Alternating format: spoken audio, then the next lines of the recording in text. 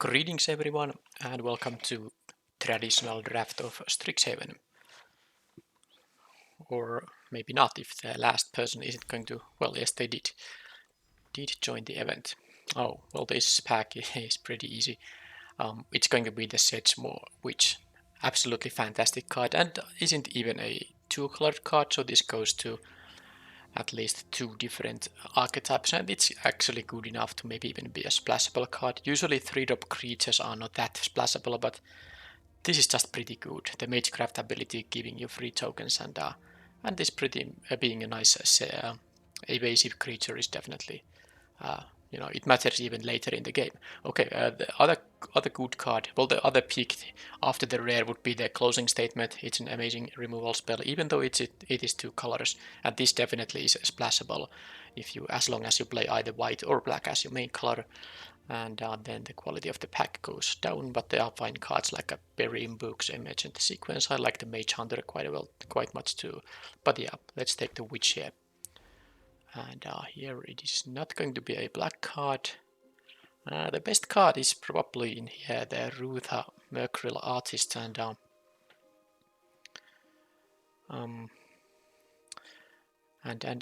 yeah. So the thing is that the conventional wisdom goes so that in a draft, just pick the best cards in the first few picks because you don't want to miss a good card. Because, for example, imagine if blue-red turns out being open and black isn't open at all. I would be very sad about passing this. But let's say if I took here something like a Professor of Zoomancy, maybe trying to go to Witherbloom, this is a very nice 4-drop anyway. If I take this, it could be a better Witherbloom deck, but yeah, like I said, if blue-red is open, it's gonna be pretty horrible. But if I take this and black-green turns out to be my eventual deck, or maybe green-blue or something like that, something that uses the Professor of Zoomancy, this is still not like an amazing card, so passing on this and missing out on this is not such a big deal. So I'll take the Rutha, understanding it doesn't go to the same deck than the Sedgemore Witch here. And now I might actually have been better off with the Professor of Zoomancy, but I still stand behind this pick because it's just, I couldn't have known that I'm gonna get this assortment of green and black cards, and also a very fantastic Witherbloom card. Witherbloom Apprentice might just be the best apprentice. The Drain life ability, it just adds up so quickly. Imagine even if you play just 3 triggers. If this doesn't get immediately removed, you can easily get 3 triggers out of this. That's a free drain of 3 life, and that is just, without any extra effort. Such a crazy good ability. And there are nice cards, Emergent Sequence, Inkling Summoning, Witherbloom Campus. There are nice cards here, but of course I'll take this Apprentice here. So it does seem like I will well, they are good blue-red cards, but after picking these two, I'm not going to move away from black-green if that's at all possible. So I would maybe take the Prismari Pledge Mage over the Spectacle Mage and the Illustrious Historian if I was going blue-red here, but based on this pack, no. Now, the question is Umbral Duke or Quandrix Pledge Mage. I guess a point could be made for Humiliate. I can still maybe go to white-black, but the Witherbloom Apprentice is so good that I would rather take maybe like I guess the Umbral Duke gives me the best flexibility in this draft still. It's a very nice 3-mana card, and this is a double caster in a black-green deck, which is not ideal, but it's still playable. But this is at least very easy to cast, and it's just a pretty fantastic card all in all. Okay, so here is a Bookworm, Expanded Anatomy, and Hunt for Specimens. Interesting choice here. I don't think I'm taking Bookworm at this stage. I usually want to take Bookworm when I know I have some mana acceleration. Of course, I can get something like Field Trips here still, but I don't even have an Environmental Sciences to get some additional land. So the 8-mana card is quite expensive, and I would take it otherwise, but there are good options here. It's going to be either the Hunt for Specimens or the Expanded Anatomy, and I think I'd rather take the Expanded Anatomy first. It's such a fantastic lesson to have. The Specimens is a good one, but I think I want to have a perfectly fine lesson first, and then my learn cards. It is easier to pick some learn cards. Now I will take here the Inkling Summoning over the Reckless Amplimancer. This is a fine tutor, but nothing to, how the saying goes, nothing to write home about. So it's just your standard bread and butter 2-drop, whereas it's always great to have access to Inkling summoning in your lesson toolbox. And okay, so there's a Rust Rebirth, which is not usually good, but there is one common with which this is extremely efficient at least, and that is the Bayou Groff. It is a 2-mana card, so it's very easy to have a 2-mana 5/4 with this thing, because the Bayou Groff has an additional cost. You know, it has those 2 additional costs, but it doesn't matter when it just enters the battlefield. So I can get a 5/4 Bayou Groff with this thing if I get to find it. I think the other pick would be like the Spectre of the Fence or maybe Duress for the sideboard, but I'll take the Rust Rebirth now because it is quite good with Bayou Groffs, and I will put it to the sideboard for now though, because I won't be playing this unless I have like a, I don't know, maybe Witherbloom Apprentice is good enough, but let's see.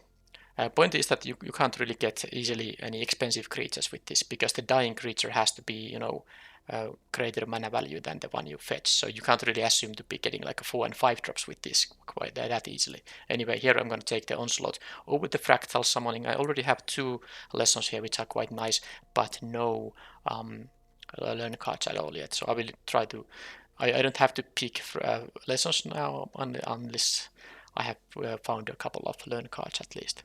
Fractal Summoning is definitely great, so I will take it, you know, when there's nothing else in the pack, but that wasn't the case in the previous pack. Anyway, here Mage Hunter is just a better one than the Karok. The extra toughness matters, and this ability is very nice. It punishes opponent for playing, you know, any kind of spells quite nicely. Now, one thing of note is that I have only 1 green card and 4 black cards in here, so I could easily go black and white here too. So Fracture would be a nice sideboard card for black and white decks. So that is a consideration. But I think the Spectre is just quite okay. Yeah, it's quite okay. Let's just take the Spectre here. Okay, well there's a Witherbloom Campus, but I don't actually know if I'm gonna play black-green. I really want to, because the Apprentice is here, but if I get anything good white here, or white and black, definitely I can easily move away from the green here, because the green obviously wasn't that open here. I guess I'll take the 2-drop now, although the Campus would be nice. How is Humiliate in here? Now this is actually a tough one, because Humiliate is very good, but there's another Campus here for the black-green one. I think I still take the Humiliate here, but it's quite sad to pass that thing. I can't help it. I want to keep myself options open here, and I at least got a black-white Campus. So pretty interesting pack one. Basically, green wasn't open at all, but black was super open. I even got the last pick, nice sideboard card here. Okay, there's a Earth's Rage, which is quite good, but I think I'll take just Flunk here. I know I'm black, if nothing else. Can I be mono black? Imagine if black is so open that I could be mono black here. That would be funny.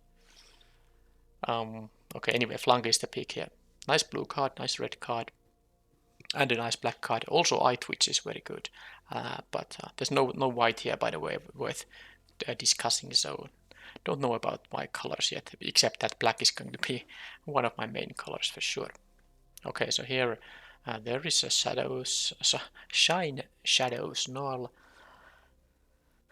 In an otherwise rather weak pack, there's a Fractal Summoning though, and there is a Unwilling Ingredient, but I don't have Sacrifice synergies here. Now there's Ike first here. If I go white, I don't like the Dueling Coach that much. I don't think it's a very good card. It's such an expensive ability there, the 5-mana ability here. So maybe I should take the Ike first here over Fractal Summoning, because that's the choice here. I don't take the land. I have 1 black-white land here already, so that's not a high priority at this point. So let's take the Ike first here. There's another Expanded Anatomy. There is also a Leyline Invocation. I still have no learn cards, and I have these.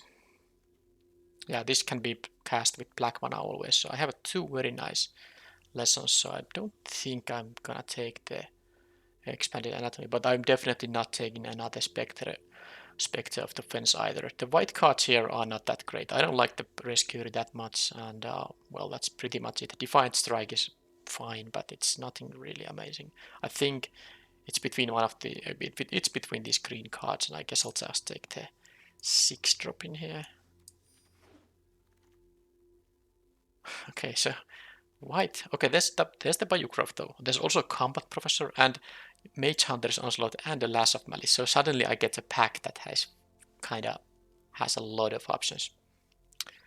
So this Bayou Groff really is, combines nicely with the Rust Rebirth here. Combat Professor is quite good, but I have actually quite a few 4-mana cards, so maybe I don't take a 4-drop here. So Lash of Malice or a Bayou Groff. I don't know, maybe I'd want to get value out of this Rust Rebirth. It didn't seem that white is that open to this direction either. It wasn't that open in pack 1 either, so this will be like a black-green with mostly black cards. But I'll take the Bayou Groff just because I have the Rust Rebirth that I can put to the deck now. Oh, I got another one of those. There is... that's a pretty easy pick now. I mean, when you get one, you will get other ones. Now, of course, unwinning ingredients suddenly became very good. So I think one of the packs... Did some of the packs have an unwilling ingredient where I actually could have taken it but didn't? Well, too late now. I will take a groff now and hope I will still get those ingredients. And another humiliate. There's also a cultivate though. So, okay, that's actually a tough one. Humiliate is so good, but I already moved to green-black with a double Bayou Groff. But why is this... White wasn't that open. Well, maybe white isn't open, but black is, and that's why the black-white card is being passed. That has to be the explanation. And I did see the Combat Professor too in the one of the packs, but I don't think I can after. Yeah, I'm going to be black-green, and I don't think Humiliate is very splashable card. I'll just take the Cultivate. I will cut the white now. So that was an interesting dance in this draft. So deciding what the color would be. Alright, so here another Spectre again. I don't just like that card too much. It's fine, but I don't really like to play multiples. A 4-mana 2/3 flyer is, has low stats, but the activated ability is fine to have as a one-off. It's gonna be the Professor's Warning or the Assistant, but I don't think I have that many cards to removal or cards to return. I'll take the Warning. It's actually quite nice card. 1-mana spell. Okay, so I am offered again a Mage Hunter's Onslaught, which I probably won't take because I'm going all in with Bayou Groffs, and I really hope I will get there. I will get Sacrifice Fodder now. There are other things than unwilling ingredients too. Mage Hunter's Onslaught is fine, but it's quite clumsy, and this is really nice with the Rust Rebirth. So let's take it. And no. So another note is that I haven't seen any learn card for my colors at least. Am I gonna take the Essence Infusion? I could sideboard this in under some considerations because it can be very valuable against opponents that don't have many ways to interact. I like it more than the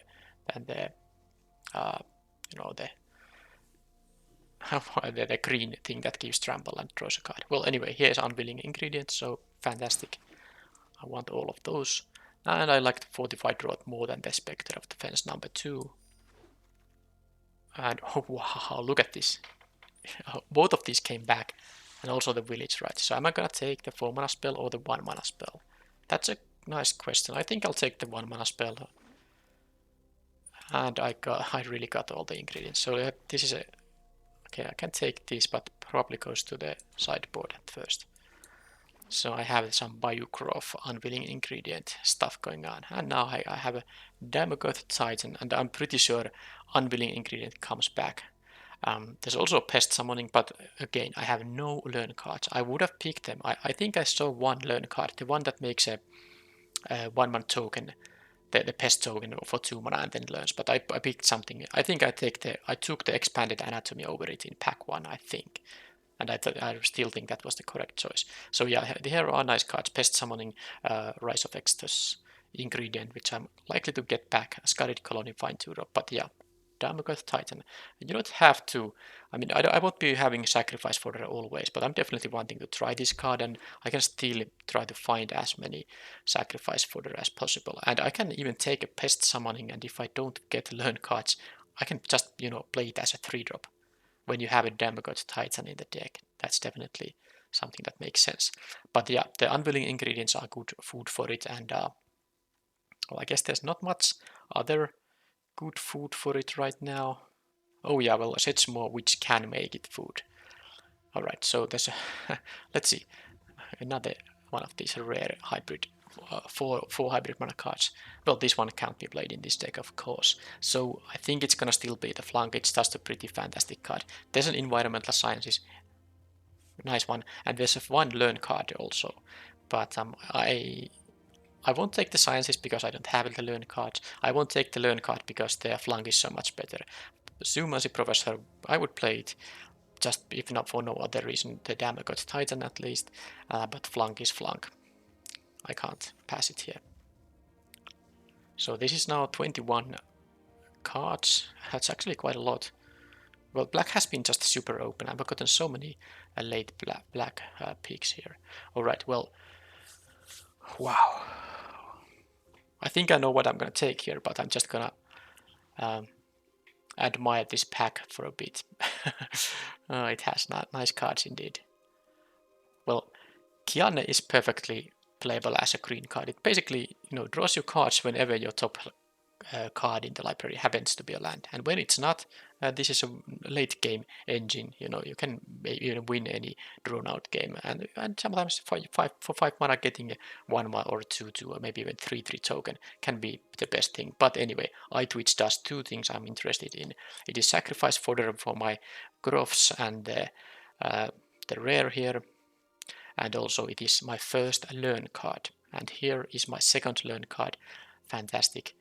Easy pick over the other options here. Professor of Zoomacy still would be a fine card, but now I have some learn cards here. Let's just hope I get some pest summonings here, maybe. Inquisition of Kozilek, also a third Humiliate I could pick in this draft. Well, I don't think black-white was ever that open. I mean, white, black of course was, but white wasn't that open. That I don't think I had a good opportunity to move to black-white in here. But this is a fine card, but this can still miss occasionally. So I think I'll just take the 1 mana removal. Although there is an infuse with vitality too. That's not bad. Okay, I think I like it a little bit more. I kind of, because I have one Lash of Malice, I'd rather have maybe both of these as an options. Because, sometimes it will be so that you draw both of them. So in that situation, you can ask yourself, would you prefer that both of them was a Lash of Malice, or do you like that you have the option to play either Lash of Malice or Infuse with Vitality? Because the power level wise, the cards are pretty equal. There's not like, neither of them is strictly better than the other, or even, better. Well, here is the Silver Quill Pledge Mage, the only kind of reasonable pick, so let's take that.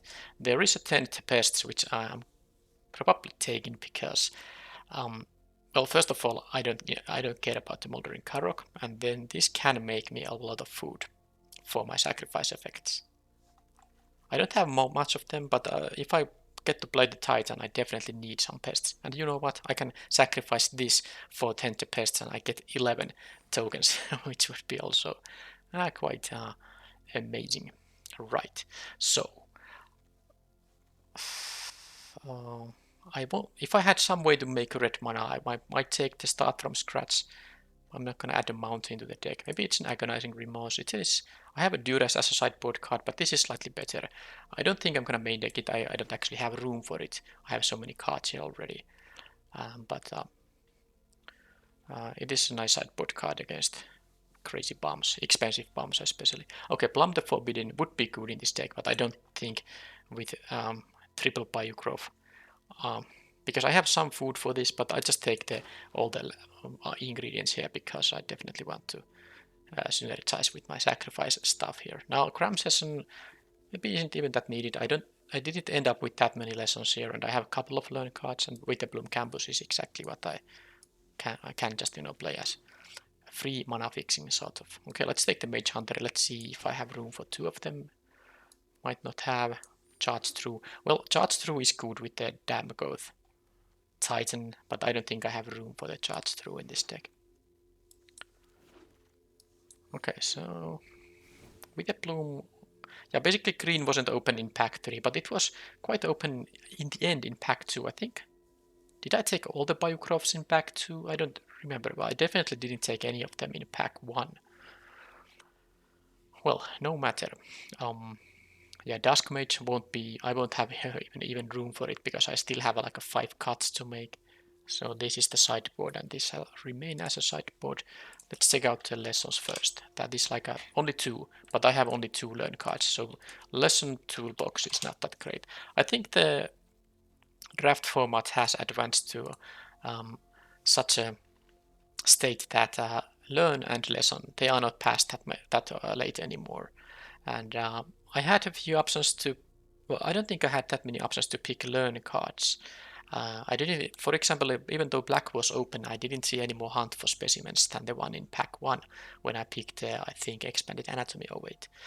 But the other cards were so drafted here that there was no way for me to even dream that a card like a field trip would be coming here. So anyway, at this stage of the draft format, almost everyone has understood the value of a good lesson / learn toolbox. So if you want to have these lessons and learn cards, you better pick them early. And I did pick the expanded anatomy quite early. Alright, so 5 cards to make. Let's get rid of the lands for now. This is going to be a 23 land deck, and I don't need to cultivate because I have only one 6 mana spell. I don't need cultivate for that. I don't even have a 5-drop to accelerate into. I didn't get any Witherbloom Pledge Mage, so it's pretty easy cut here first. And then I need to find some cuts.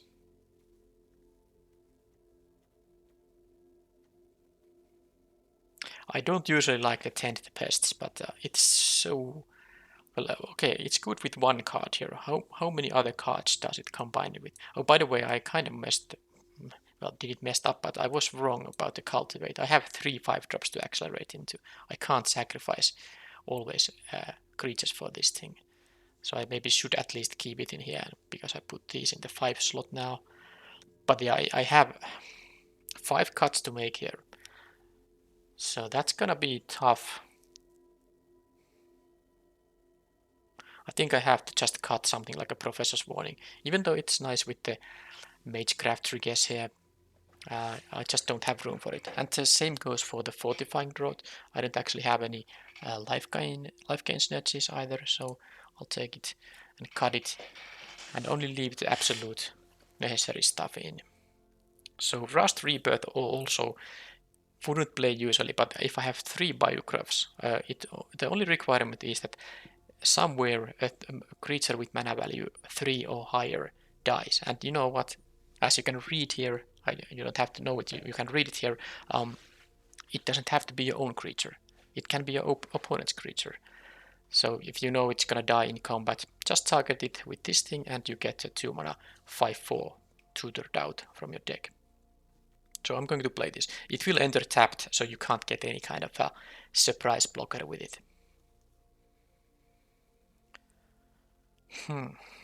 Yeah, so I will play it. Infuse with Vitality. It might be one of those things that this deck just doesn't need. I cut it. This is so important for the Demagogue Titan, and it also is good with the Bayou Groffs and maybe even with Leyland Invocation. Well, not maybe, it definitely is, because if I, for example, if I have this and I manage to untap with my mana, and I have the 2 mana up and the opponent is going to kill this, I can transform it into pest tokens. And the pest tokens, if you get multiple 1/1s, it's gonna be useful even if you don't, sacrifice them for anything. And then 2 more cuts. I have 9 Magecraft triggers for now here. So Silver Quill Pledge Mage. I didn't pick the environmental sciences in here. I'm just thinking about the cultivate still. Even though I have the Bayou Groffs, I can sacrifice stuff for it. Maybe it has to be cut. I don't have more than about 4 green cards. Well, okay, there are 8 green cards, right? 9 actually. Well, you have 9 because this Titan counts as green, but it doesn't have to be green in this deck. Okay, but I have all these early. Well, I guess there's only 2 early green cards. This is like almost a mono black deck. But I can play quite a few black sources. The double caster in the Pledge Mates is no big deal, I don't think, and I definitely want to play it because it is one of my few 3 mana cards. If I want to have some smooth curving out, and it is a really nice card. You know, flying and or lifelink for a 3 power creature is definitely great, even though you can't always trigger it. Okay, one more cut. Not gonna cut the groffs, not gonna cut the ingredients, and not gonna cut the eye twitch. Last of my list, nice cheap interaction spell. This is crazy good card. Poet. Well, I want to still have these 2 drops here around. I will keep the poet here. So maybe the Mage Hunter or the Spectre. Which one is more likely to be useful? I really like this thing which is just making opponent, you know, lose life here and there. And 3/4 is quite good, you know, stats for a 4-drop. And this you need something. You wouldn't play a vanilla 3/4, but if you have a ability as good as this, it's gonna make a 4 mana 3/4 quite nice, especially in this format. Where every deck has a lot of instants and sorceries. So the cut will be either of these, either a Mage Hunter or the Spectre of Defense. This is a best of 3 event, so maybe I should do so that I will cut the Spectre now, and if it turns out the flyer will be good either because the opponent has very few ways to block flyers, or they have small flyers and I need to have flying blockers, then I can sideboard it in and replacing a Mage Hunter. And also if opponent plays like those 4/4 elemental tokens and stuff like that, of course Mage Hunter is gonna be pretty unexciting against them, so I can sideboard these things out and have something else in the deck. But I will try this build first, and I will sideboard as needed. So yeah, 18 black cards, 9 green cards, which means that, well, I guess it's 17 black and 8 green, because this is for the purpose of casting these cards, this is colorless. Any 4 lands can cast this in the deck.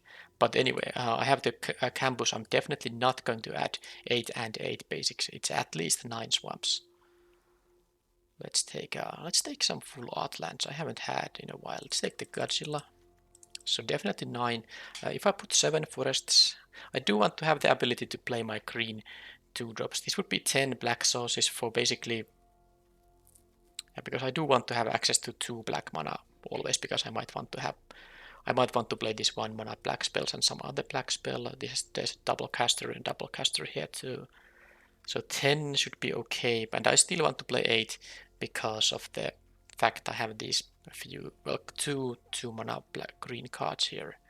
And you know, if I get to play the ingredient on turn 1, I can have a Bayou Groff can be a 2-drop in that case too. So I don't want to have like a hand with a Bayou Groff and an ingredient without the green source. That would be awkward. So let's just put 7 forests in here. Should I take the Godzilla? No, let's take this one. Alright, so that's 10 and 8 mana.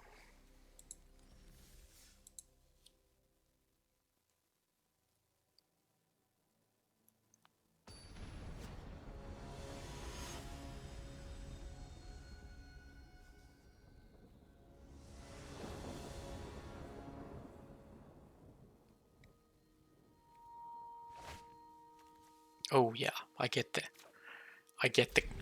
dream start. Hopefully opponent doesn't have like a bounce spell on this thing.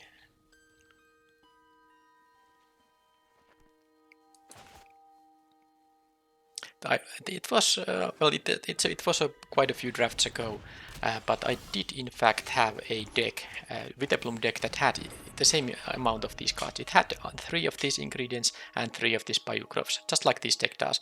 But I remember in that event I never got to actually play the combination. I was worried for a moment that they have the same start, but at least Dina is very good, but at least they didn't have the same start than I have here.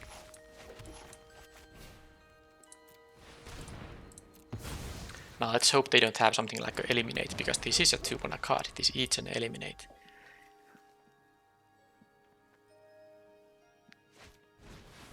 Okay, so I get to connect at least once or force a jump block. Both are good.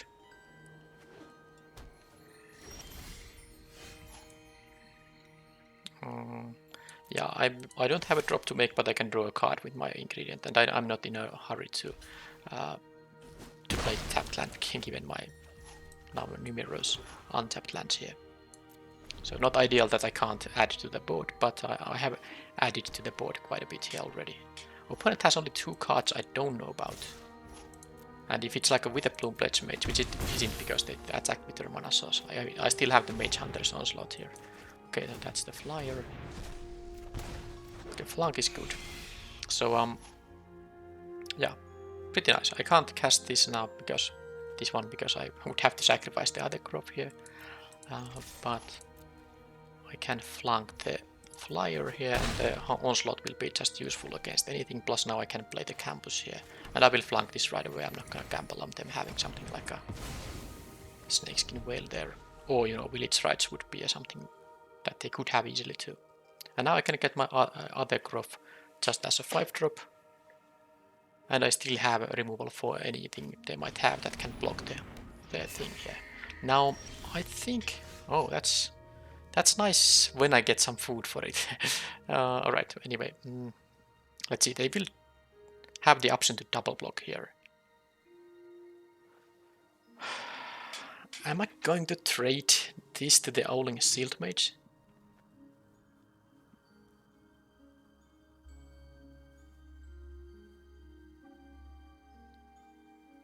Problem is that if they have something that... Could they have something that can block the groff like easily? Because I just want to play the other groff in here. Now there is a possibility I just don't attack here at all. But they can double block and they lose only 1. But then if they get to untap, this has this ability. This can become quite large. That's so tough. I do the conservative play and let them double block there. Let them double block there, and sadly I couldn't punish it. If I had, well, I don't know, something there, it would have been pretty great, but at least I still have the onslaught here. But now they can have removal on this groff, and that would be unpleasant. Because I don't have any more that can attack, things that can attack here. Okay. Well, there is food for the Titan, but they can just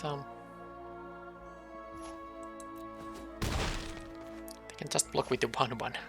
But basically that means that they will trade the ingredient with a 1/1. I guess now that the trample thing would be indeed very good. So if I attack with this, I'll have to sacrifice something, and of course I would. Sorry, excuse me. Don't know where that came from. Oh, what? Literally, they just conceded. I mean, they had. I guess they. I guess they didn't have anything for the 5/4. Maybe they had like 2 lands in hand. They had 2 cards in their hand. Because this they can just. I have to sack the ingredient and they jump block it with the planes. Sorry. Yeah. This is actually planes. What? I didn't even realize, because of course it is a blue-green card, so it gets the. But yeah, well, they just cast the Owling Shield Mage in the game, so they had access to white mana. Anyway, this gets sacrificed. They block with this. Well, I mean, if they don't have anything, they have to either go to 3 or jump block this thing. I have the Mage Hunters. I get to draw a card from this. Anyway, they wanted to concede. That is fine for me. Is there something like I need like a... Well, no. If they have a 3/3 flyer, my 2/3 flyer will be very, very mediocre. So I'm not going to take this thing in. How about the Fortifying Rod? Can that be useful? It would have been very useful in the double block scenario. Is there something bad that I can just, cut? I don't think there is. Maybe the Umbral Duke. Actually, that is a consideration, because the 2/1 flyer is not good when they have a 2/3 flyer and a 3/3 flyer. And also they have sacrifice fodder for the edict effect. So I think I can cut that one and maybe have either the fortifying draught or the professor's warning here, or the infuse with vitality. What is the best option here? I don't think I need the discard. Nope.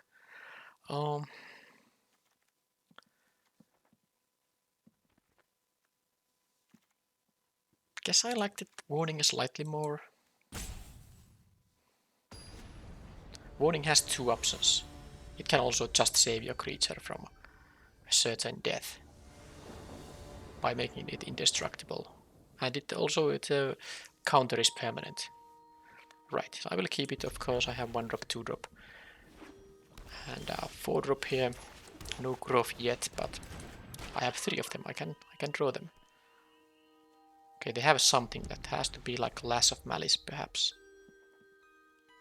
Well, it can be Professor's Warning as well. I think they might have the Lash of Malice. That's actually from, because yeah, that is one of the cards they could have. Now there are other options, but it's not such a bad idea to play the ingredient. Now if they have to tap out for a 3-drop, and then I can play the Poet. So then they can't. They have to use mana to kill this with potential Lash of Malice later on. Well, that plan didn't work because they still get to leave mana up, but at least I tried.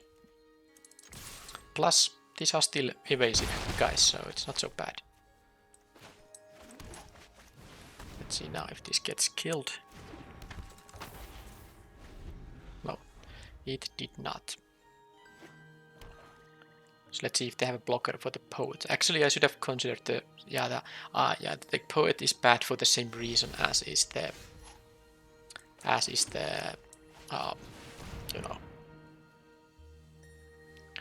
the instant that can create a 2/1 token that flies. Okay, there's a 2/1 token for them. The reason I played the Mage Hunter now was that if they have some instant speed effect, I want to see if they want to play it before they have to lose life there. Anyway, I don't mind any blocks here. I will pay 2 life for the Poet here. They can double block the ingredient, which means that I would trade the ingredient with the 2/1, which is completely fine. Now, my lands have been, my draws have been quite bad, but at least I have my only Scry land here. Allows me to at least scry if I keep on flooding out here. So there's the Spectre, but I'm glad I actually got to trade the Poet here. But yeah, that was like the only relevant mode for the Duke here, because of course I can just sacrifice these things. Now, these have a combined power of 3. I can't attack with these anymore unless I want to trade them into cards, which I don't want to do, because I can just scry instead. So this has a very nice ability. They can sacrifice creatures to give this, the same amount of power than the sacrificed creature had. But it doesn't change the combat math. If they have a total of 3 power, they will have a total of 3 power for the deny, even if it sacrifices all the creatures they have. So, yeah, I did draw another land here, but at least I have the Scry here, like I said. And I get, they basically have to use this card for no effect, because I don't care about the Poet in my graveyard. They can exile it. That was funny. So I guess the land I drew kind of made them discard a card and even lose a point of life, if you want to think it that way. But they need something for this thing. Oh, they have the 8 mana, choose a creature, then destroy all other creatures. Oh, but they are quite far away from 8 mana. But now they have this Cliff Weaver thing, and they can go for double blocks. But let's see if I can find something here. Well, that is something. I have a couple of food here too. So, how this goes is that they can just double block with these things, and I guess I'll trade with the Spectre. And what they can't do, because they can of course exile this at any point to make the Spectre indestructible. But of course they can't exile this because before damage, because then this won't deal any damage and they won't have the power needed to kill the hunter here. So I'll just attack with the hunter, and if they double block I will kill the spectre because I don't want them to start draining any life here.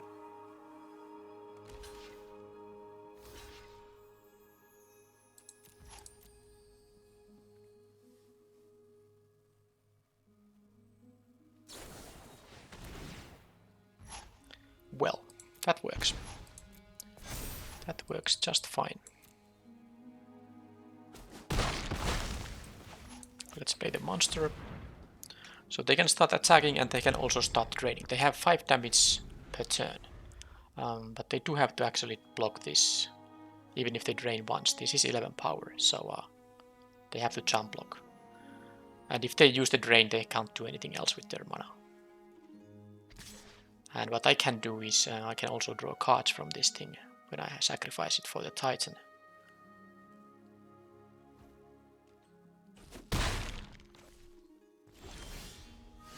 Well, that is fantastic.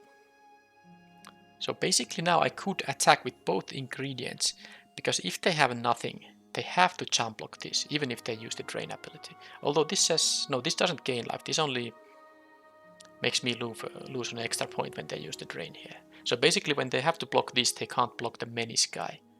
Unless they have an answer.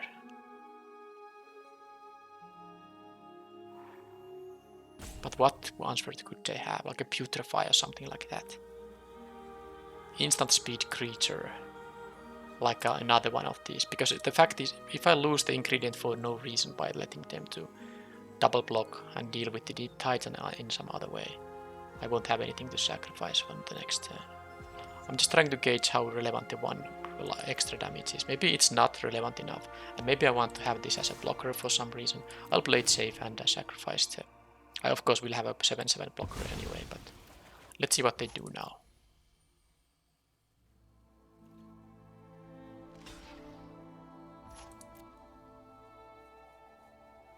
Now they're gonna make their things indestructible, but they did exile this, so it's not in their graveyard if that would matter for some reason. So now I will just play a land and a 7/7. I will go to 12, and then actually I will go to 11 thanks to Dina here. So this is not easy, it's not over yet.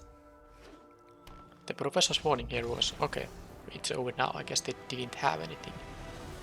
Because now they were... Well, they could have still attacked here. And if the card in their hand was a land, they attacked me to 9, they will drain, I will go to 7, and then I go to 6. And I don't have a lethal attack, they can still jump block the 11. Oh, and they will, this has to be sacrificed, or even if it doesn't, if I draw a creature here, I will sacrifice that, but it's not lethal, this is only 8 and they will go to 13. So I think if they found like a pump spell for the next turn, they were still in the game. But I'm glad they did concede and didn't see if they have an out in there.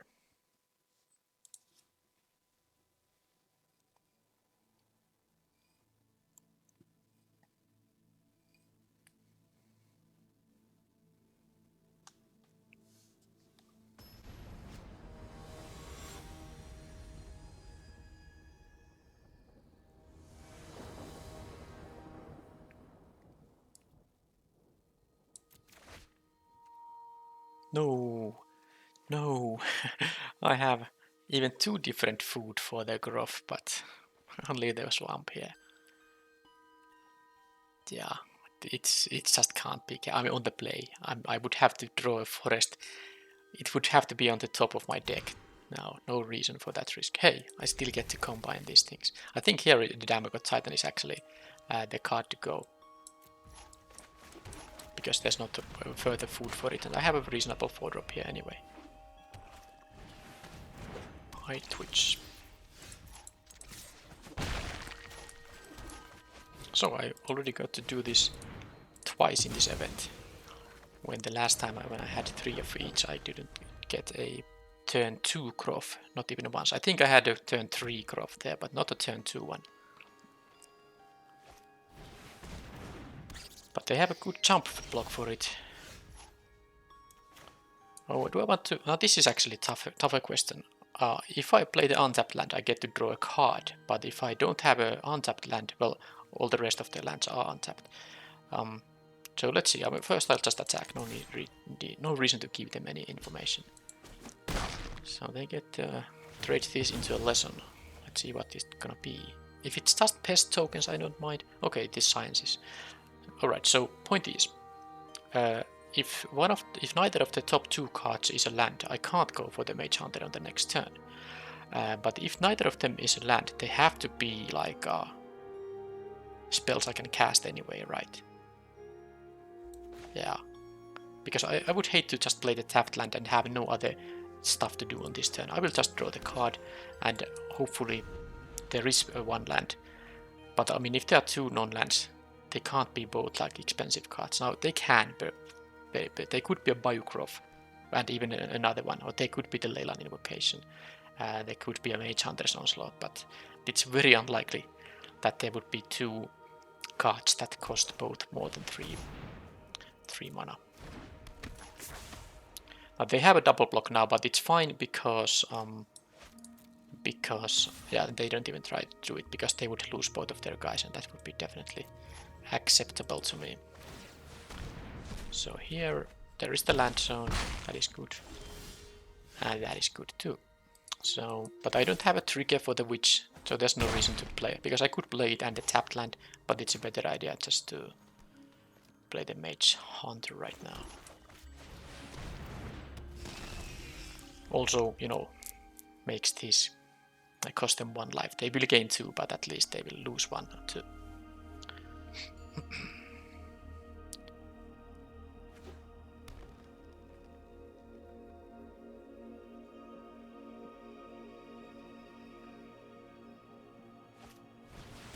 Yeah, and here Mage Hunter is actually the worst card. I mean, a 3/4 is something they well, okay, they also removed it because obviously they get to attack and they can't raise me that way. But I'm still happy they used this removal on the 3/4 and not the 5/4. Anyway. Yeah, now if this was an untapped land, it would be definitely better situation, but it's fine. I can play the witch here. I can take 4 damage here too, I don't care. So the witch is gonna be played over the poet because this has many, it's tougher to block, and I don't necessarily want to start paying 2 life for this thing now when they are raising here. Oh, blue mana. Well. They couldn't. So now that can be so many different things. Sadly, I don't have any Magecraft for it. So the first thing that comes into my mind is the Arcane Subtraction. That could be annoying. That would be very annoying. Second thing that comes to my mind is Burying Books. So if I don't do anything here, they could have also like an uncommon, the Divide by 0. But if I was sure that the only options they can have here is Arcane Subtraction or the Burying Books, I wouldn't actually attack here. But it makes like a little sense to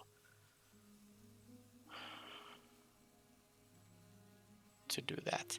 I guess I'm gonna attack with the Witch and accept that the trade with one of these is fine. It's not gonna give me any tokens.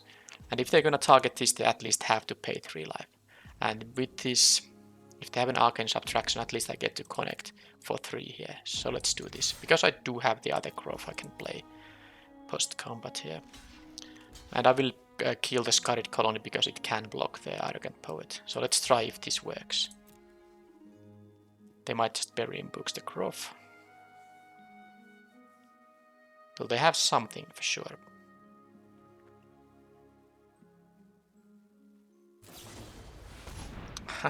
Oh, come on. Oh. I was thinking about commons. No, I didn't think that they could have that card.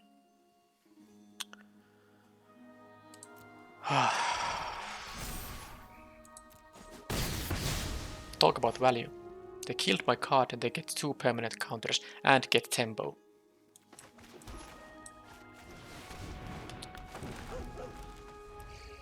That is such an insane card. And here I figured out that what would happen if they have one of the commons, or even the uncommons.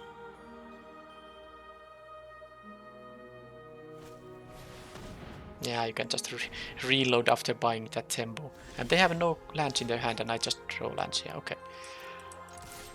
At least I get to, you know, they didn't get the counters on the Dusk Mage. I got rid of the thing that can block flyers, and I can play both of these now. And I mean, but they have 5 spells in their hand. What are the odds that I can actually connect with? Well, I have a 5/4, but they need not a lot to be able to have a profitable block in here. I don't think I'm gonna upkeep Scry. That would leave me only 2 mana. That's way too small amount of mana. Yeah, Quandrix Command. Alright, of course it's Rise of Extus, because you need more value here, more 2-for-1s. I don't even know what I can draw here, maybe like a Leyland Invocation. Leyland Invocation and but yeah, that was too backbreaking. They got so much value, and I can't even, well, at least. Okay, well that's a good one, and I don't have to now pay for this life because, well, I mean, I guess it was 2-for-2 anyway, and I can, well, just scry here. I'm gonna win this race if they play. Actually, they can't cast this summoning yet. So they are splashing for blue, but do they have an easy double blue here available? Okay, now if they don't have them... Okay, this is actually not so bad, especially if this is gonna be something good. Light, which is okay. So I have the Mage Hunter's Onslaught here, which is quite fantastic. Okay, they have a slow hand. They have all spells, but they have like 1 spell per turn. And I have here a 2-turn clock. Although if they continue attacking with this, it's gonna get close. My lessons are Expanded Anatomy, Inkling Summoning. Now they have that thing. So that complicates things. They start gaining life. I might have to take the Expanded Anatomy. Jump block and the Expanded Anatomy seems like that's my way to win. I just need that they don't have any answer here,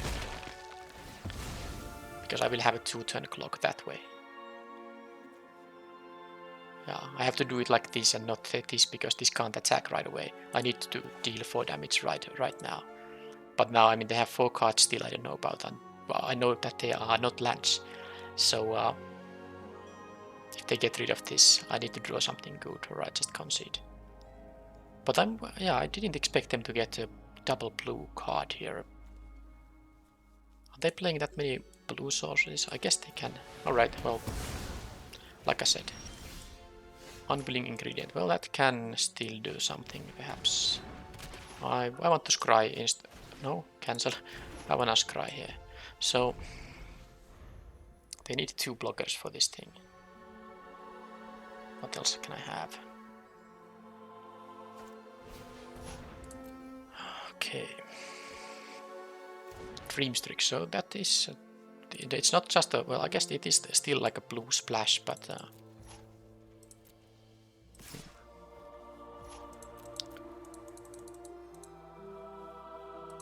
it's still like cards that are...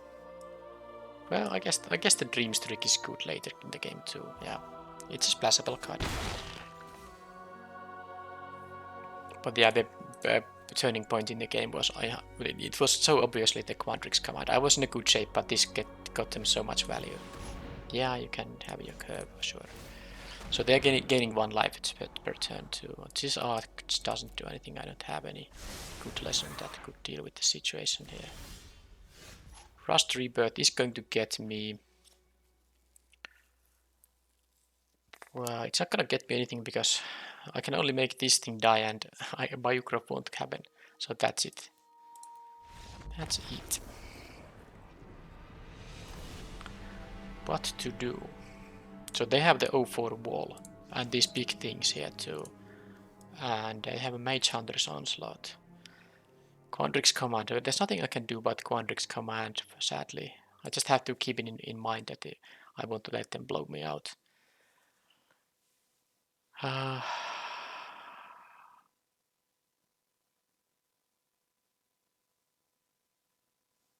They have like a double Mage Hunter's Onslaught. Well, that's pretty simple.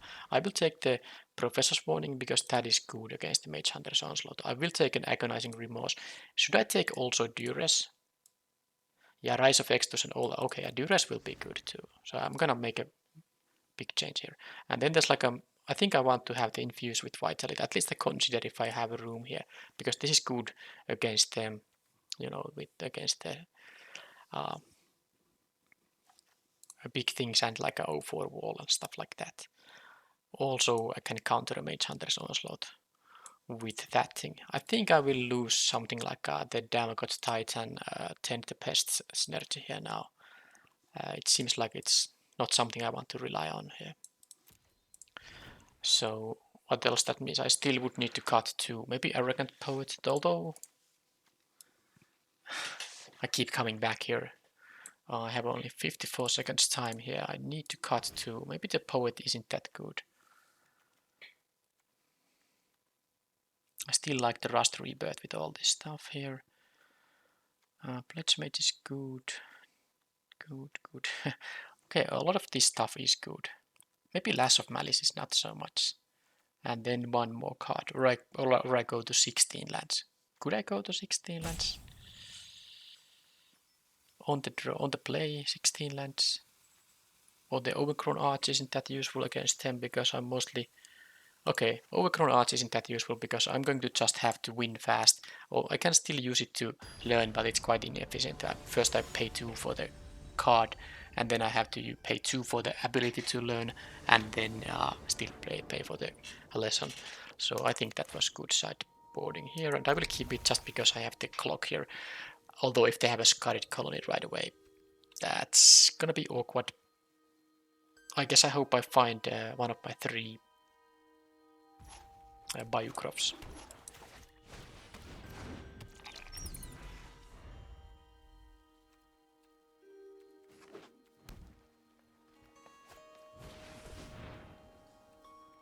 Impulse. Well, there is this Scarred Colony, but there's a flank which I can use to kill it. Although that's not gonna work here right away, isn't it? Because they are not 8 lands, they go to 6 lands now. Sorry, 6 cards in their hand, which means this is only -1/-1. Hopefully I will draw something I can cast, but I can also not draw it. So now if they play a land and spell, I can at least end of turn kill this colony unless the spell they play is something better. Yeah.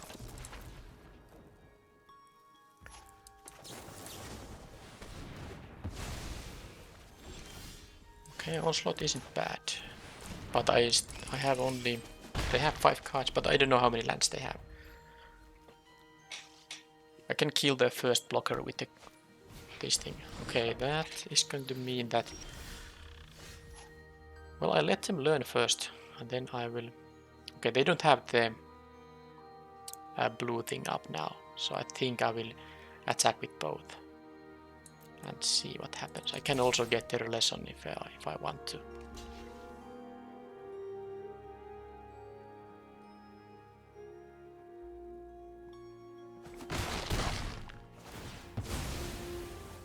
First they learn and then I learn.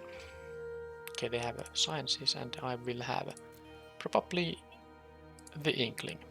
Well, that's pretty easy because they don't have a eye twitch there anymore. So, Duress because I can still cast the Inkling.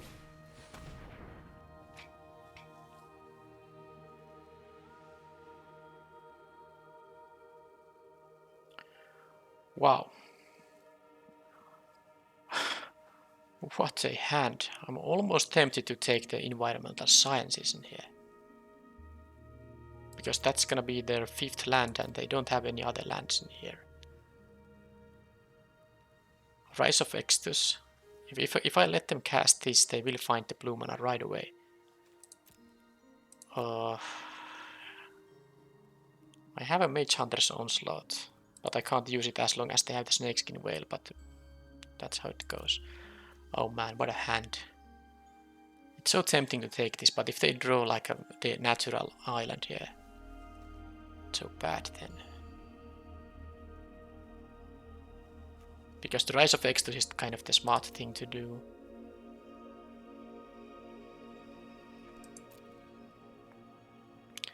They can also start just blocking this dusk with the Dusk Mage because they can keep the counter with the Snakeskin Veil of it. I think the Science is still the card I wanna. Yep. I think it has to be the thing. But yeah, sadly my ground clock will become bad now because even if they draw a complete blank, they have the Snakeskin Veil to make this a 3/4, which can block the Hunter. And then if I decide to kill it, sadly, they get to draw a card. But they had so many good cards that I feel my best chance is that they don't draw the land they need. Look at this. Look at this. Almost conceding here. That was completely messed up. They had the island on top of their deck. There's no winning anymore. They will get to cast the Rise of Exodus. They have the bounce spell for the token and I just draw land. Okay, yeah. They get rid of the token with the command. And yeah, that island draw, that was just wow. They can't have that many islands in the deck. It is mostly black-green. They have like a 3 at most.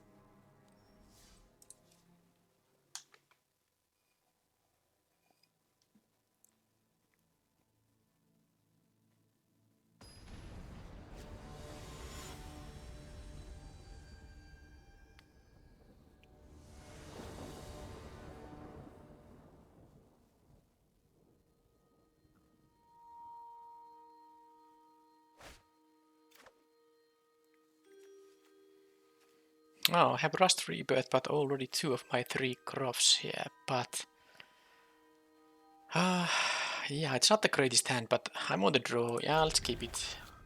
I must draw 2 mana spells. Oh, that wasn't that wasn't a good draw. I don't have that many expensive cards here. Okay, well there is at least that. I don't get to have a turn 2 Groff, but turn 3 is possible unless they have like a... Does that mean they had a counter spell there?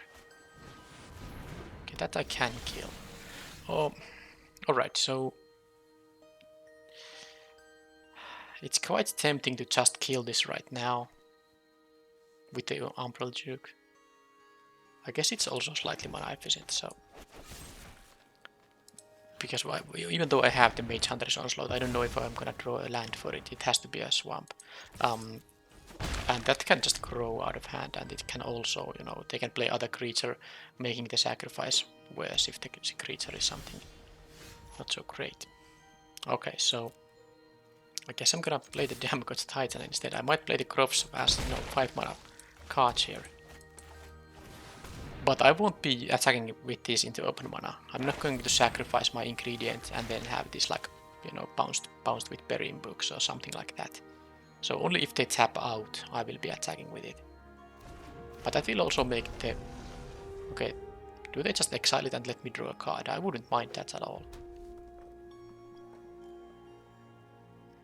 But if they tap out for some creature, of course the Titan will be amazing there. I guess they're gonna exile it because they got this thing. Why would they otherwise get that one?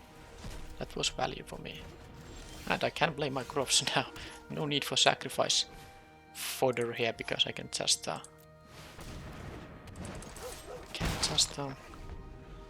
play them for 5. So any creature that dies that has mana value of 2 or greater. Okay, I still don't have the swamp, but I have a flank which doesn't actually help.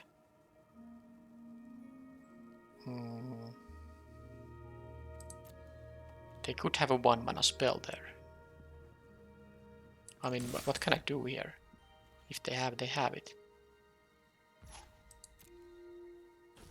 Okay, nothing. Well, let's Groff it up. So they have 5 cards in hand, making the flank quite bad so far. But this has a very good ability, you can read it here. Pause it if you need.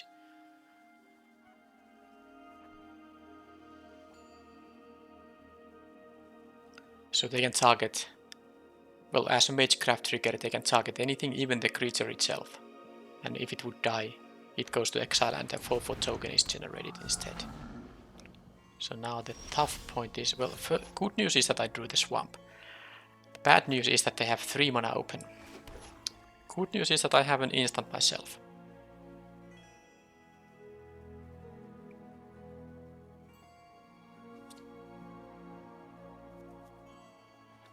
I think I'm gonna attack with all because I don't think they're gonna go double blocking the ingredient here, and even if they are going to do that, I still get to draw a card from it.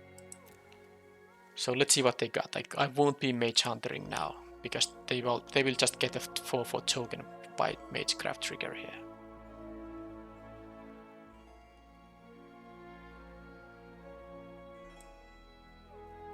They're gonna get value anyway. There's just no way out of it, because it is sad that the flank here doesn't actually kill the 4/4. But this is actually good, because I'm going to now kill the Pledge Mage. Now if they magecraft trigger the Pledge Mage, that will die with flank, because they will have to use a card and this will die in response. So let's do it like that.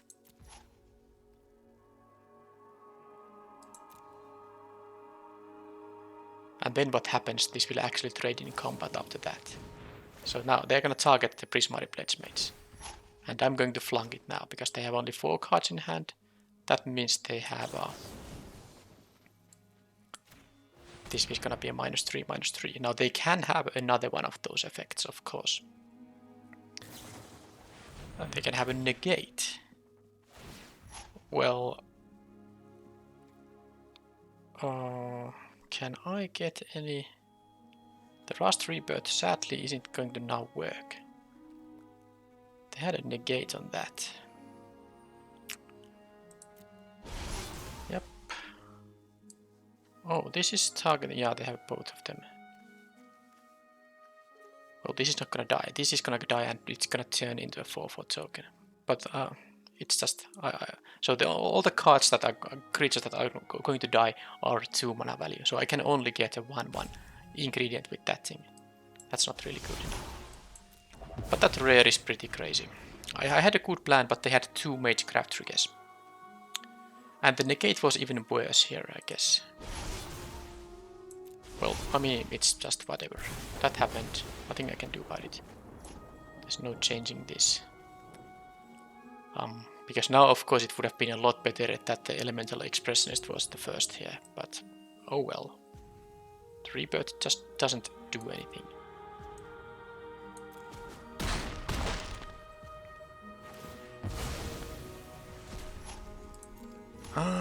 So Arch can get me. I guess I'll draw the card instead, right?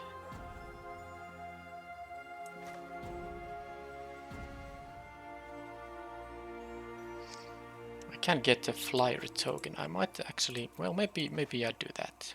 Although it will use all my black mana. I think I'll still play it. But boy, was that disappointing, the double spell there. They had only 3 mana, and they had double spell for 3 mana. That was like, I didn't expect that to happen. Of course, I knew it was possible. They have a 1 mana spell and then a 2 mana spell, but not great. Okay, they can just do that. So,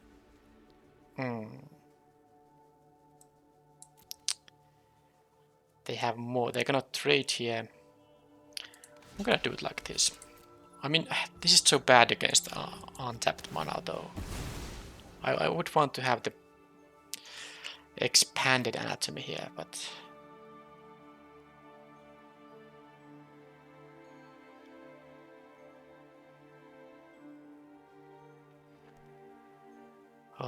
it's pretty horrible. The Inkling is also quite good. Kills them in a couple of turns. I'll take the Inkling here, yeah. I can't attack into the groff here. Into this thing. It's just not possible. I can do this and then have a Rust Rebirth up. Or I can play the Inkling and have nothing up.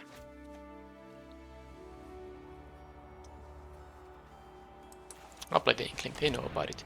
The Mage Hunter would be good because that of course makes their spells makes them lose life. But I can't attack into that, of course. They just target itself with something, and then they get the 4/4 when they trade and all that stuff. I'm still at 20, so there's not like I will force them to use something on the 2/1 here instead. This obviously works only on. No, it does work on tokens too. It's not a non-token. Choose target creature you control.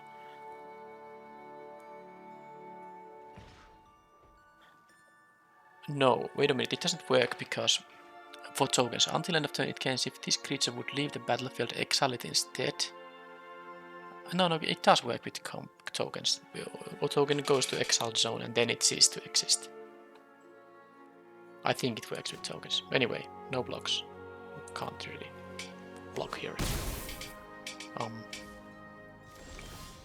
Okay, I would have preferred black mana source here, to be honest. Well, first I'm going to play this thing here and see if they want to do before they have to lose life when they start casting their spells. Okay, so they did nothing. Okay, let's see what happens now. Burying books. They lose life there. Okay. That's fine. And then I will end of turn play the unwilling ingredient unless there's like a spot to play the rust with the rust rebirth here. I guess their hand is full of magecraft triggers now. Could be. But I have one groff left in the deck. I can get it with this thing. Okay, so well, now I drew the swamp. Lash of Malice. That's actually not that great.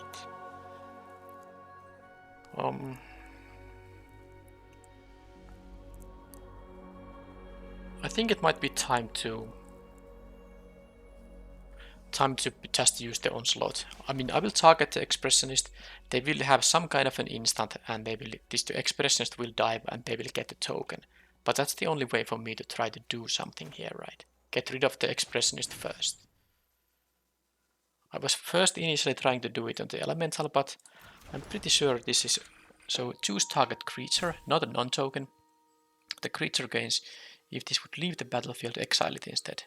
And when this creature is put into exile, not a creature card or anything, I'm sure this works with tokens, because the token will go to exile and trigger this, and then it will cease to exist. So yeah, let's do it like this and see what they have as a response.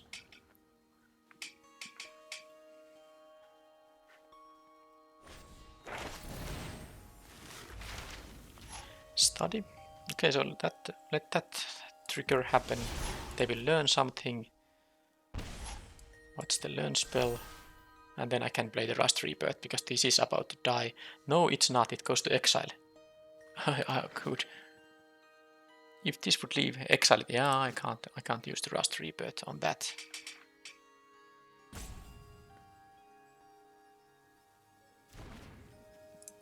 Expanded anatomy. So now I got rid of that thing. So now I just have to simply attack with the Bayou Groff.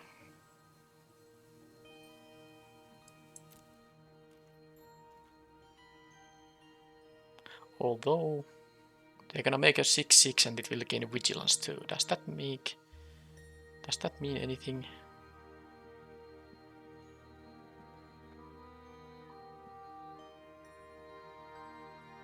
Yeah, it means I'm gonna double block it. No attacks. I have to double block it because I assume they're gonna kill the Bayou Groff. Well, I guess that's bad.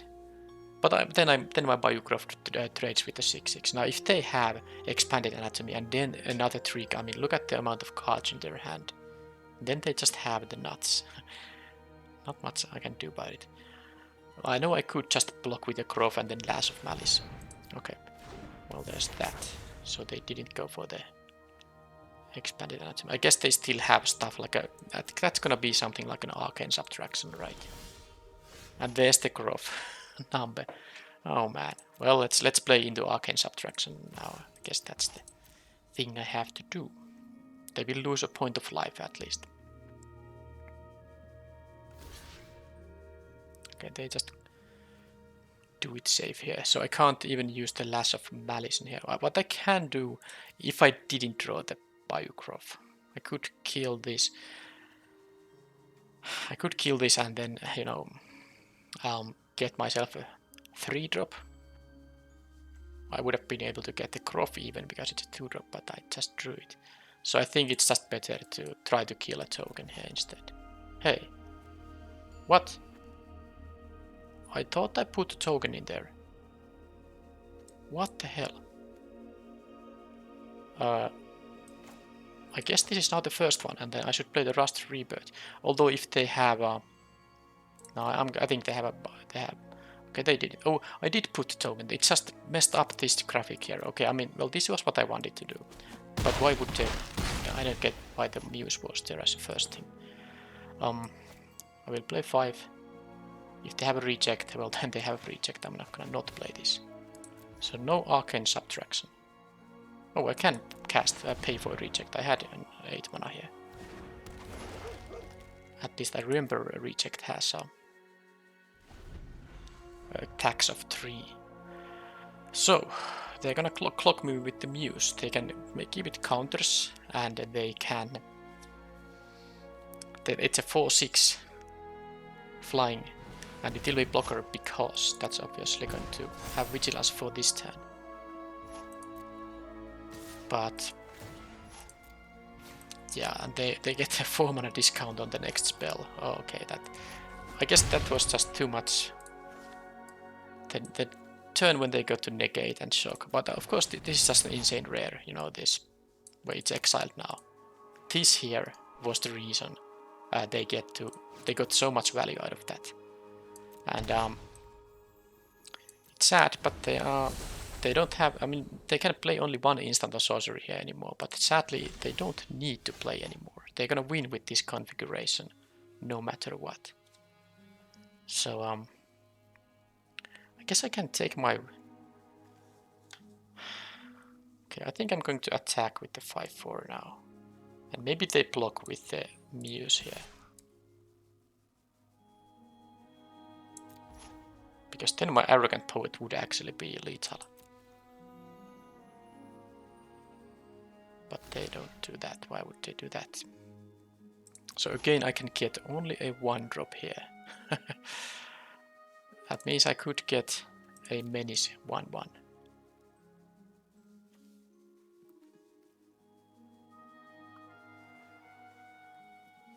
But if they attack with this, they die to the Poet, because this no longer has Vigilance. And it will enter tapped, so it can't even block, so that is bad. But I guess if I want to get any value out of this, time is now.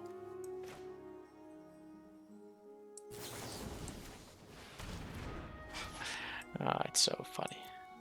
Getting an unwilling ingredient with that thing. That wasn't really my plan here, but I mean, opponent has only those tokens, so... Oh, Eye Twitch, I forgot it. Eye Twitch, yeah, well, I'd rather have that, actually. Yeah. So, I can... If they attack with all, I can jump block here with the Arrogant Poet, actually. I don't know. I don't want to lose the Hunter here, because it's gonna ping them nicely.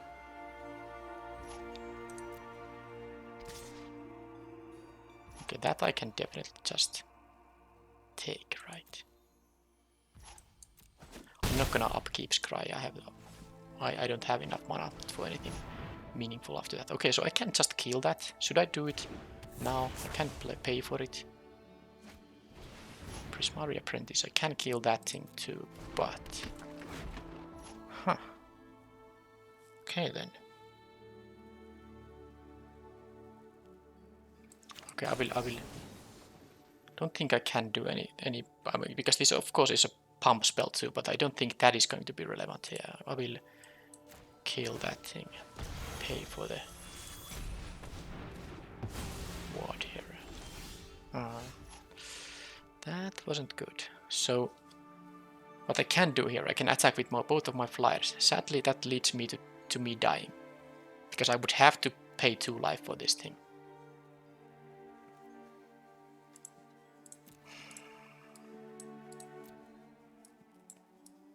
So I have only the expanded anatomy left. I have only 2 lessons and I got the other one already. Expanded anatomy. It doesn't actually even do much here. This land was extremely bad. And I have played my Mage Hunter's Onslaught too. I have a flank in here still left. I need to find the flank. That's the key. So I'm not gonna, of course, attack now with anyone because I need jump blockers in here.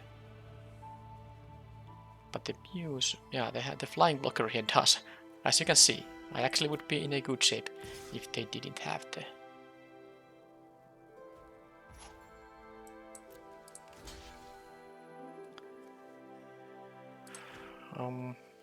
I actually should have scried first. That would have been more information. Now I can double block this thing, but I'm not going to lose my Mage Hunter, because that basically prevents them from playing any more instant or sorceries. So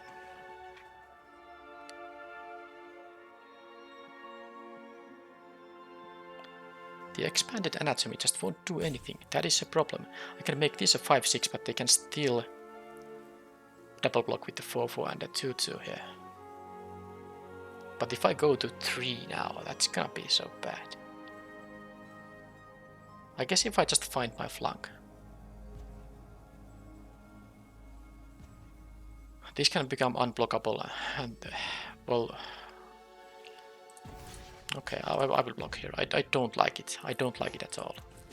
Now I can actually... I don't have to take the expanded anatomy. I can just discard this to draw a card. Actually, that's a lot better. Oh, come on. Jeez. I will put the upkeep stop now. Flank. Sedgemoor Witch. Okay, that would be good if I wasn't about to die here. Because this can attack for 4.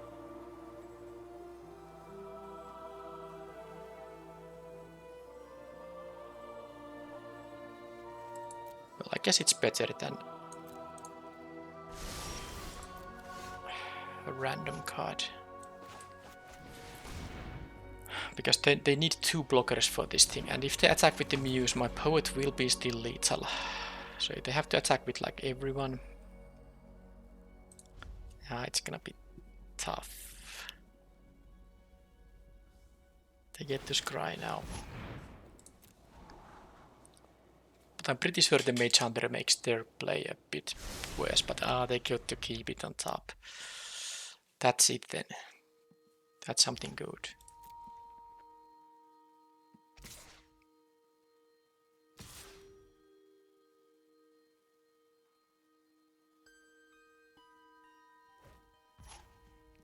Okay, so I have to block one of them. I think I'm gonna scry now, although I need to actually see what they play before that. So this thing requires 2 blockers. This thing requires 1 blocker, of course, and it has to be the flyer. And this has to be blocked too, so ideally I would just be able to take this through, but I have to jump with someone. I can also double block, but I'm gonna lose next turn anyway, so double blocking doesn't make any sense. The tapped creature is as good as dead to me, so it's time to... Now, it's time to do it like this, I guess. When they have the flying blocker, it doesn't, the 2-1 isn't really useful either. So now I need to... Although the flank would have been an... But the flank doesn't even kill this, because they would have to have only 1 card in their hand in that case. Okay.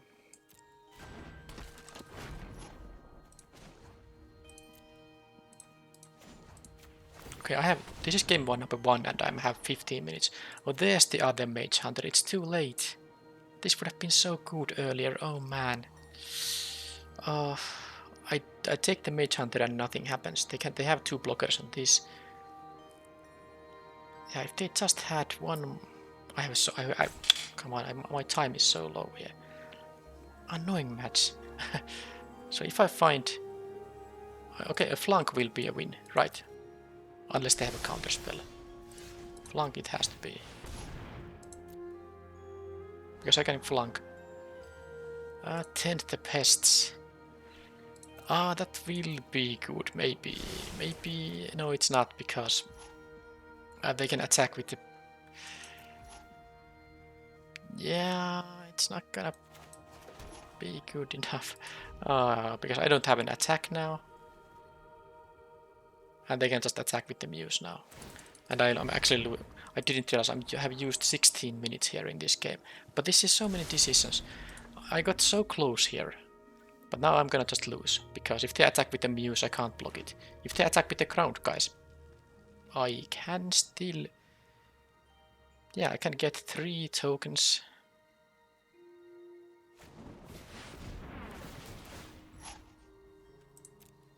So that happens.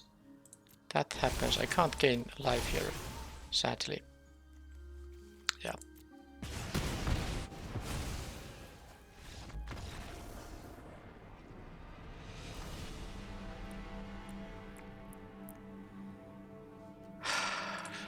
This rare here. This was... They got so many tokens, like what, 4? No, not 4, but 2 free tokens from it. And they are basically free because Magecraft is something you do anyway.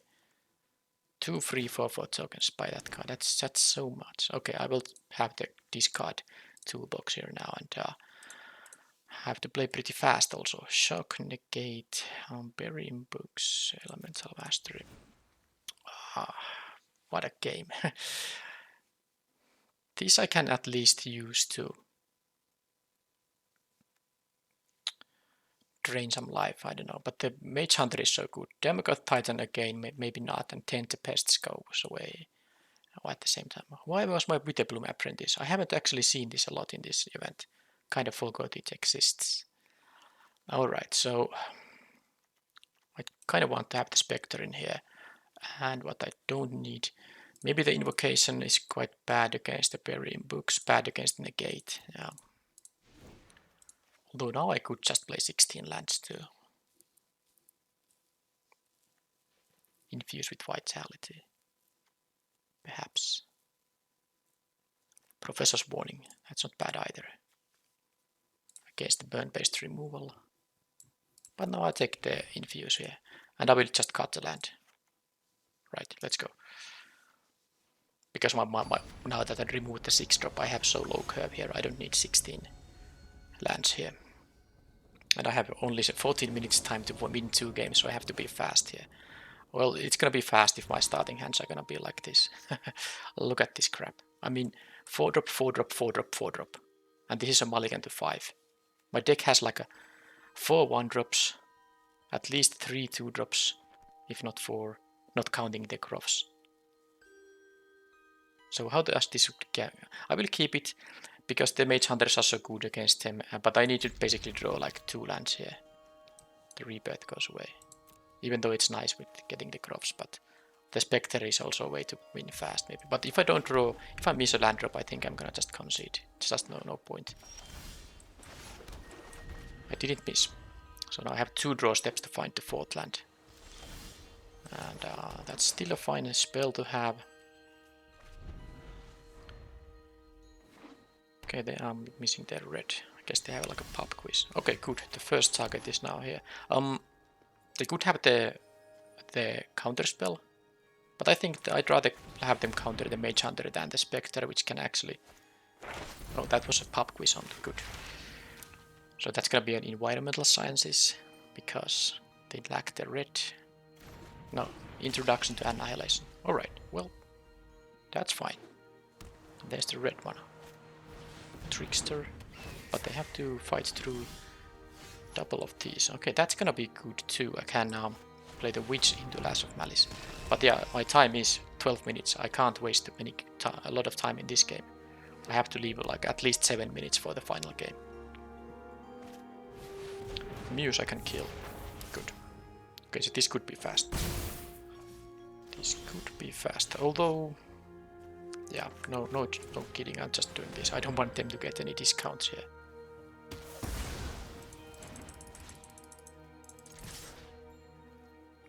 But yeah, it would be nice to have the Setchmo Witch in play when I play my spells to get those free tokens. But it wasn't happening currently. Are they gonna exile my thing. No, they are not. So now I can do following. Okay, good. This is all good. So I will play the Witch now, and I will play the Lash of Malice on the, of course, the Apprentice, because I don't want them to have any. I guess they could have still double blocked. They would have lost both of them, but this thing gets bigger when they play the Introduction to Annihilation. So, and I have, you know, my Umbral. They are not gonna, definitely they are not gonna raise me. But now I can play the Bayou Groff with cheap by sacrificing the Pest. Okay, I didn't see these in the previous game. But yeah, they are not in a good shape. They are still trying to raise me, which is good. The game is gonna be over quite a bit faster now. So they could have like a burying books. Flung is great here too. Okay, so let's see. I'm going to... Yeah, I'm going to just... I guess I can just flunk that. Then I will attack with all.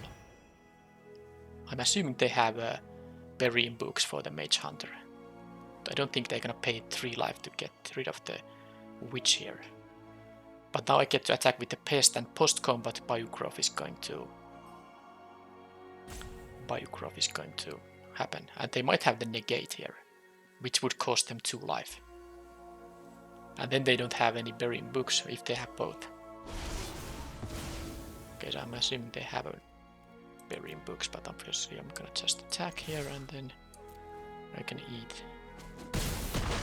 Okay, so that's going to mean that, yeah, sacrifice a creature, gets a life point, and there's no way they can, with 1 life, that they can win through the Mage Hunters. So they're just gonna probably play it so that I have to get the win here, because I have time things here going on.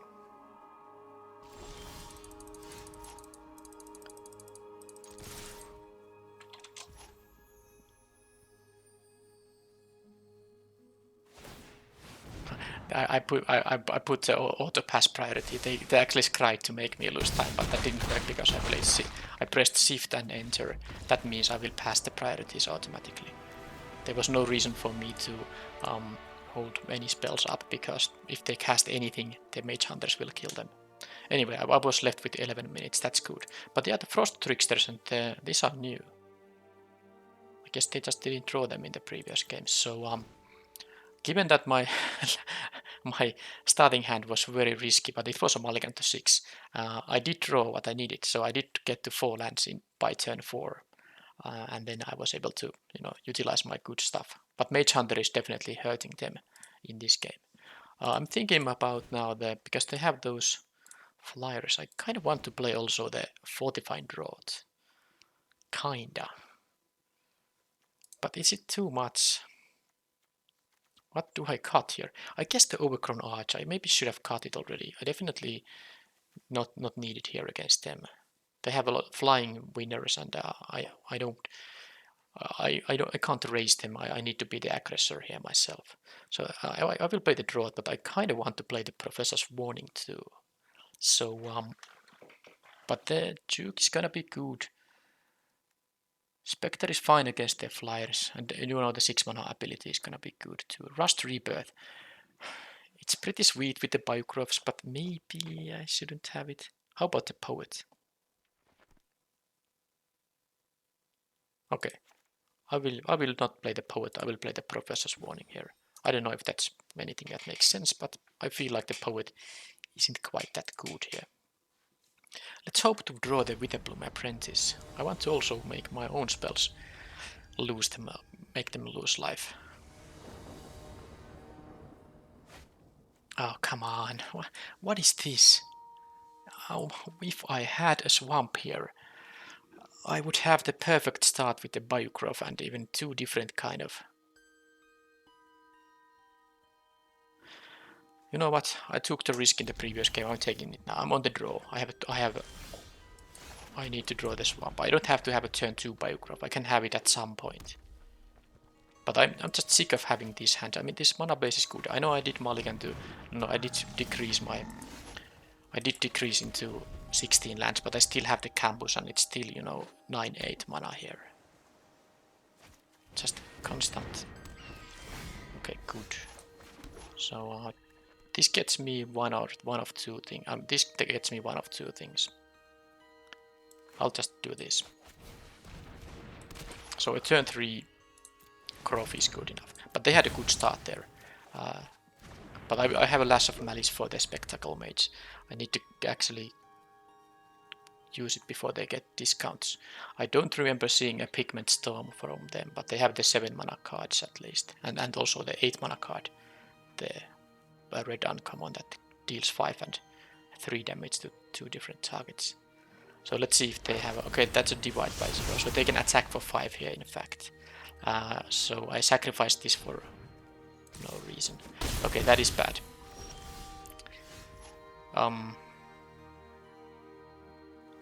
They can make... Problem is that if I play the Groff now, they will not use this on the Pledge Mage. They will use it on the Spectacle Mage. But I don't have... But ideally I would have another black mana here, because then I could have the Lash of Malice up.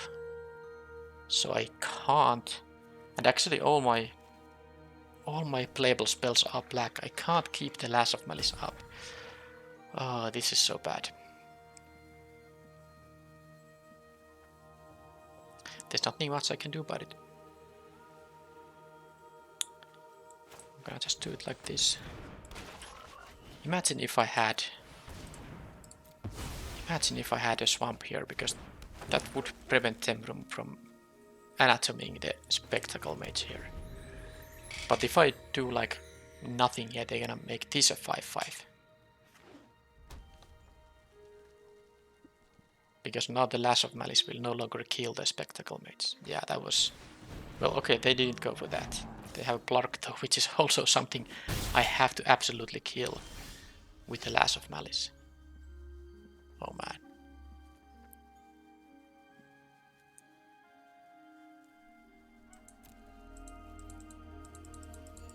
I can't let them get value out of this thing. Yeah, they have too good of a hand here now. I think I have to let the Spectacle Mage be. If I let them untap with this thing, they can use 5 mana for a free spell. It might be something not that good. They might have stuff in their hand they want to play instead. I really want to leave the Lash of Malice up. They can't really cast 7 mana spells yet. They would need 6 lands for it, and they only can play a 5th land now. So I'm gonna do this. And I'm going to let them have the Blark in there. I could just play the Eye Twitch. But I'm gonna use the Lash of Malice, yeah, no matter what, I think. If I'm very lucky, they don't have a 5th land drop and they want to just play the Expanded Anatomy on something like a 2/2. But they must be aware of the Lash of Malice here. They must be aware of it. Oh man. Okay, so...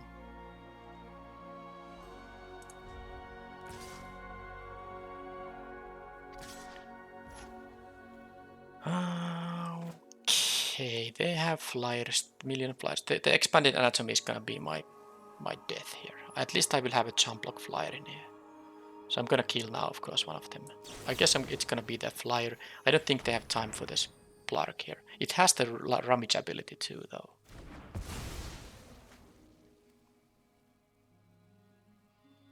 I can drain some life here if they were going to... So they have a spell here. Is that like a shock? I think they have a shock. Yeah, that seems like it has to be a shock. It's definitely not an Infuriate, because they would have saved their thing with this, with Infuriate, and you know, get the +2 power too. But now I will just attack. They will go to 5 most likely. I do find the Mage Hunter here now though. But yeah, they had a too good start here. I mean, I needed to have both black and green mana source in their starting hand. If I had the turn 2 Bayou Groff, I would have been able to raise them. Now I had a turn 3 Bayou Groff because I lacked the color sources, and I'm going to not be able to beat them. But whatever they're gonna target with the expanded anatomy, I can jump with the eye twitch. I can get my expanded anatomy of my own. And if they have a shock, this is like the only target for it currently. They can also kill this thing. But I don't feel like taking 4 here. The 2-1 flyer doesn't really do much, so I'm going to take the anatomy here. Also, it would take up all my black mana. Rust Rebirth. So I have one groff. Yeah, I do have groffs here still, so I guess I'll just hope that they don't have anything for this thing. It's pretty horrible, but that's what I have to do. But I had a negate, of course. Okay then. Well, let's see if they're blocking the groff here. I get to... In that case... Well, Blark is a 2-drop. No, I don't... This is the same story with the... Damn it. The same story. I can get only a 1-mana spell here. Oh man. It's so sad. I mean, it is, because all of these were 2-drops. Like, I was kind of for a moment thinking about that this is a 3-drop, but no, the Augusta is a 3-drop. Right, so I can still... Please. Are they gonna have like an instant of sorcery there? Did they play a land already? I actually didn't pay attention. So I'm gonna go to 7, but they're gonna have to tap this now. It no longer has vigilance.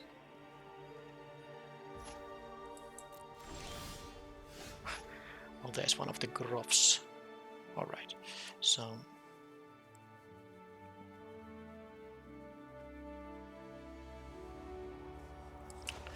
Let's play it.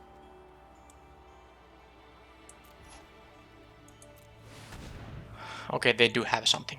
So, with the Elemental Expressions, this is the card I lost the game 1 to. It's gonna be the card I'm gonna lose this game to. Well, maybe if they just draw lands now.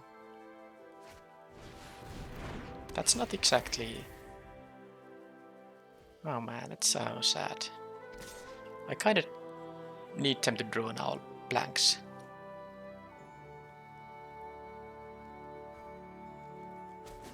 Expression is just gonna trade with the groff and...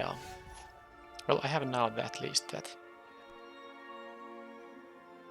activation up if I need it for some reason. So I'm going to attack with the groff because there's no other choice. And let's see what's gonna happen. They're gonna have like a shock there. I think it's gonna be a shock in there. That's what it seems to be. Yeah, I knew it. So imagine if I had my flunk now. I have 2 flunks in the deck. I would now target the Elemental Expressionist. They would get nothing. But actually... No, I actually would have to flunk them. Yeah, it doesn't work because they have the... Yeah, the Frost Trickster there was actually the insane draw. Yeah, because they, of course, with that shock, they have a... yeah, not so bad. They have the... let me think.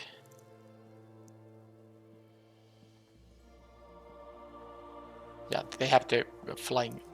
you know, they can win with the flyers. But what I must do here is I will play this, and the Rust Rebirth can still help me. Because this can fly, I can jump block the 4/4. If they attack with all and they drew a land, then I win. If they attack all and they drew a land, I win. Come on. I will explain. So I will make this fly, and I will, you know, have the Rust Rebirth here. I think I have 1 Bayou Groff here still left, and this is a 3-mana card. When it dies, I get the 2-mana card. So I will jump the 4/4. I will jump the 4/4 here with the flyer, and then I will have 2+5 damage plus the drain ability up, all here. But if they again drew something, then I can't win. Okay, they didn't go for the all-in attack. I'm still forced here. My hand is tied. I have to do this specific thing. This is going to get flying. I can trade with the trickster here even.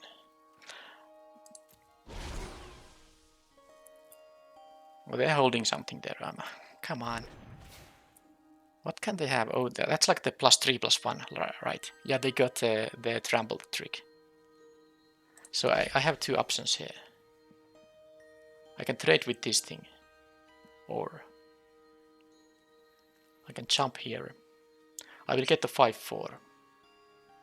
Now, okay, if they have nothing, I will win. But if they have the trample thing, I will lose. Because now that the Mage Hunter didn't have the jump block, if I get the 5/4, I will attack with all. They will trade with the 5/4, but I have the 6 mana. I have 3+2/+2, which is exactly enough. So I guess it doesn't matter. I can just do this, and who cares? But they have the +3/+1 here, right? No, they don't. So they have something here.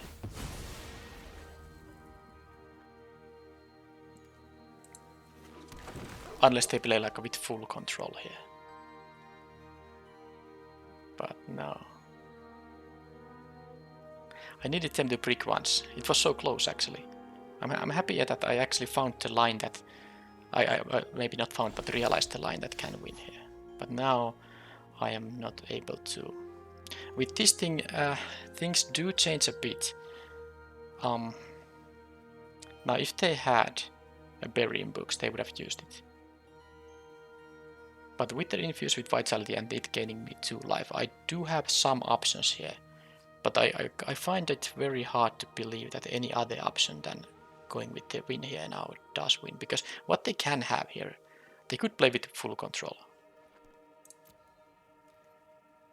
They could play, but I have 4 minutes time at least. So what instant is there, such an instant that makes my all-in attack now makes me to lose, but doing something else makes me able to survive and win maybe on the next turn?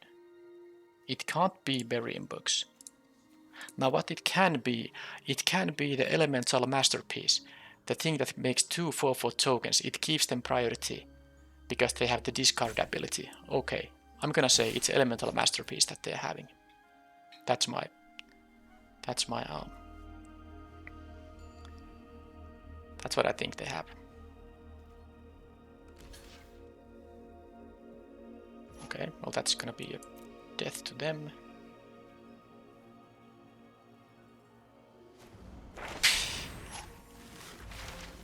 Arcane subtraction. So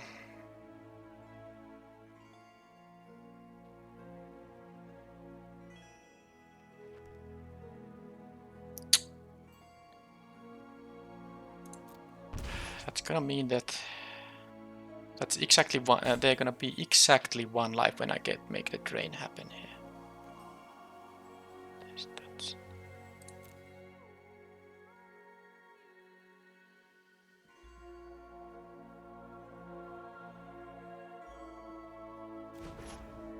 That's so messed up. That's so messed up. So here's the math. They have exactly 1 life too many.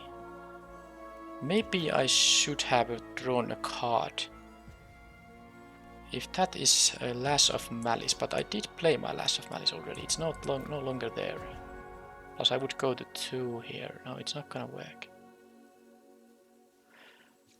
Oh my. I can make this thing die. I can return my thing, and I will go to 5 life, but they have 6 power in the air. I don't think there's a win here. If I will do this, and yeah, it's not gonna win.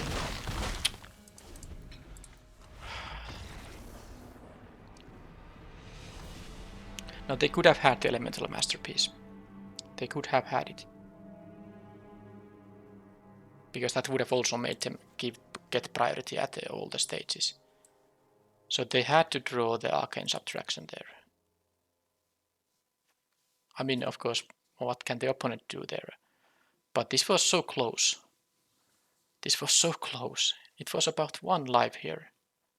And if I use the infuse with vitality, yes, this dies. My mage hunter survives, but I will only go to 5 life, and they have the 6 power. So if I didn't go for the, I will think about if I thought that okay, they drew an arcane subtraction, of course. Leaving this thing as a blocker doesn't do anything because they can just exile it anyway, and they have a lethal attack. Yeah, that wasn't an out. So nothing was an out when they drew this card. Okay, well that was a 1-win result event, but the games were at least interesting, but I didn't get the correct draws when I needed them, and the opponents got the correct draws when they needed them. I mean, well, not all the time, but in this last game at least, it was very close. A single flunk there would have been so huge. A Witherbloom Apprentice, which like never happened in this event. Did I drain a single point of life in this event? If I did, that wasn't many times, because I don't actually recall getting these triggers happen. So that, imagine if I had this in there. Yep. Well, that is how it goes. I'm definitely not going to complete Strixhaven anymore with a break even, because this losing me 1500 gems means that I'm probably not gonna get, even if I win all my drafts until I get to open my packs, I'm gonna be in the negatives. But it's only like some amount, a few, like 5,000 gems. It's not a lot, but it is the first time for me to complete a set by losing gems.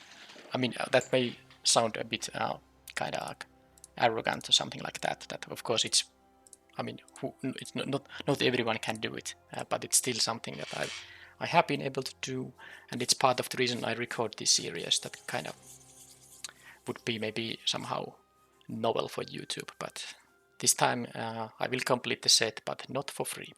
But anyway, there are a few drafts left before I will open my packs, and I will see you in the next one. Thank you for watching, and bye bye.